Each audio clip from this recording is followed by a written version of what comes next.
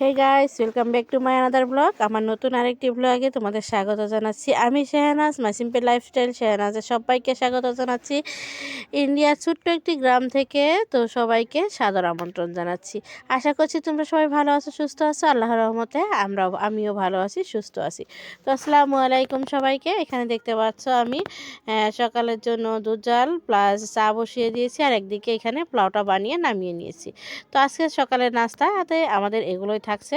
তো শীতের দিন তো ঝাল ঝাল কিছু খাবার খেলে না খেতে ভালোই লাগে, তাই না? তো সকাল সকাল পোলাও খাবো প্লাস চাও খাওয়া হবে। তো চলো দেখতে থাকো। আশা করছি আজকের ব্লগটার কোনো অংশ তোমাদের ভালো লাগবে। যদি ভালো লাগে অতি অবশ্যই একটা করে লাইক দিয়ে ভিডিওটা কন্টিনিউ করো। আর যারা যারা আমার চ্যানেলে নতুন আছো তাদেরকে জানাচ্ছি অনেক অনেক ভালোবাসা।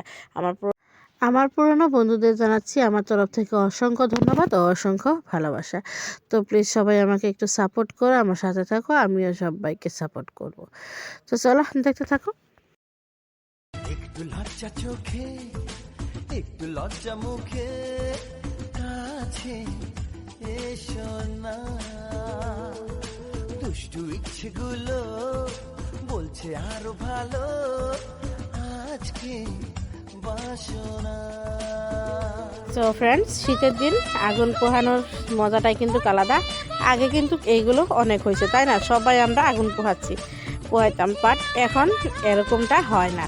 তো আজকে তোমাদের দাদাভাই একটু আগুন করলো, তো ভাবলাম সবাই মিলে একটু আগুন পোহাই। সত্যি কথা বলতে খুব ভালো লাগছে। প্রচণ্ড পরিমাণে শীত, কুয়াশা পড়ছে।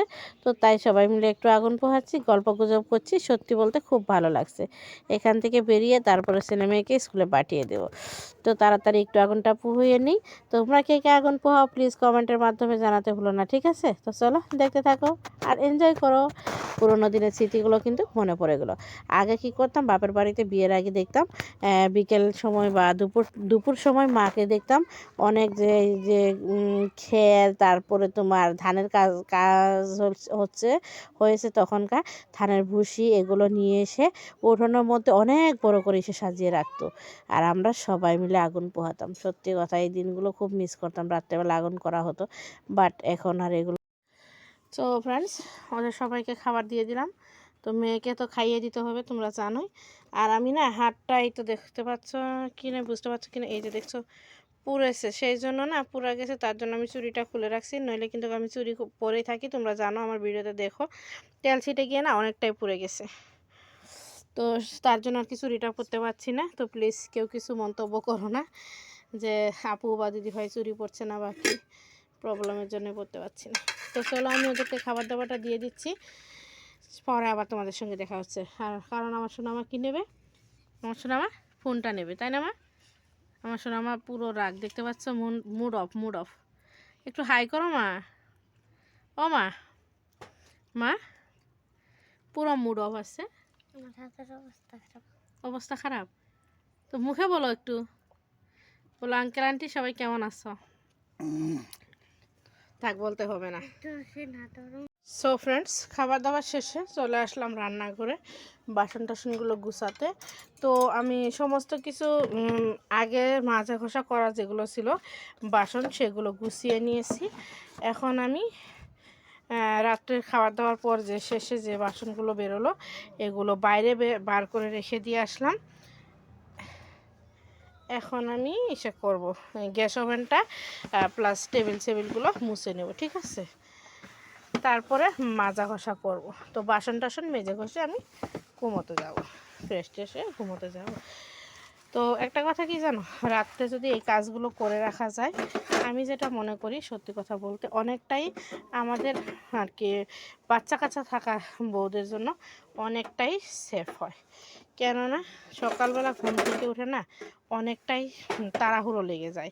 বাচ্চাদের খাওয়ানো, ওদের রেডি করা, স্কুলে পাঠানো, সমস্ত কিছু নিয়ে অনেকটাই লেট হয়ে যায়। তো সেই জন্য আমি অবশ্য ঘুম থেকে ওঠাটাও ধরো তাড়াতাড়ি উঠতে হয়, উঠি সকাল প্রায় 5:45টার মধ্যে ঘুম থেকে ওঠা হয়। যদি কোনো দিনও লেট হয়ে যায় তো সেদিন তো সর্বনাশ হয়ে যাবে। তো সেই জন্যই আমি সব সময় চেষ্টা করি, যদি শরীরটা ভালো না থাকে তাহলে হয়তো বা হয় না, আর না হলে আমি চেষ্টা করি সব সময় রাতের কাজগুলো রাতেই মিটিয়ে রাখার। তো চলো দেখতে থাকো, আশা করছি আজকের ব্লগটা তোমাদের কোনো অংশ হলেও ভালো লাগবে। যদি ভালো লাগে তো অতি অবশ্যই একটা করে লাইক দিয়ে ভিডিওটা কন্টিনিউ করো।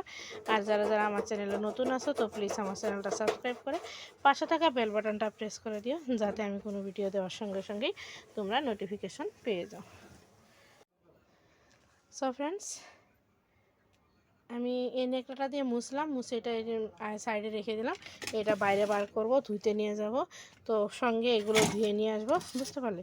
এগুলো ধুয়ে নিয়ে আসবো। আর তোমার টেবিলটা পরিষ্কার করা হয়ে গেছে, প্লাস গ্যাস ওভেনটা মুছে নিয়েছি। তো দেখতে পাচ্ছ গ্যাস ওভেনটা সুন্দর করে মুছে নিয়েছি। একটা কথা কি জানো, মেয়েরা হলো ঘরের লক্ষ্মী। কারণ মেয়েরা যদি ঘরে না থাকে, যে ঘরে নারী নেই সেই ঘরে কিন্তু কোনো সৌন্দর্য নেই, কোনো এসে নেই, সেই ঘরটা মসৃণ হয়ে থাকে। তো মেয়েদেরকে সবসময় লক্ষ্মী মনে করা হয়, কারণ মেয়েরা যে ঘরটাতে থাকবে সেই ঘরটা প্রাণ থাকে মনে হয়, আমার কাছে মনে হয়। এবার তোমাদের কাছে কি মতামত তো তোমরা প্লিজ কমেন্টের মাধ্যমে জানাবে। আমার কাছে যেটা মনে হলো আমি সেটা তোমাদের সঙ্গে শেয়ার করলাম।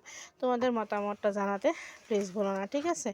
তো চলো আমি এবার গ্যাস ওভেনের নিচের অংশটা একটু মুছে নিচ্ছি।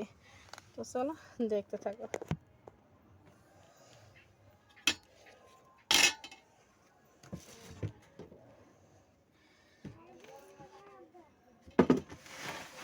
মাঝে মধ্যে না হঠাৎ করে চা পড়ে যায়। সকালে ধরো চা বসিয়ে দিয়ে বাইরে চলে যেতে হয়, এটা সেটা করতে হয়। তো সেই থাকে না, চাটা পড়ে যায় মাঝে মধ্যে। যদি গ্যাসের ফ্লেমটা লো করে রেখে যায় তাহলে তো পড়ে না, লো না থাকলে পড়ে যায়। কয়েকদিন থেকে লবণের কোটা মুখা খুঁজে পাচ্ছি না। আজকে দেখি গ্যাস ওভেনের নিচে পড়ে আছে, কেমনটা লাগে। কাজগুলো একটু সাবধানে করতে হবে, কারণ যদি হাতে একটু লেগে যায় তো আরও কষ্টের পরিমাণটা বেড়ে যাবে।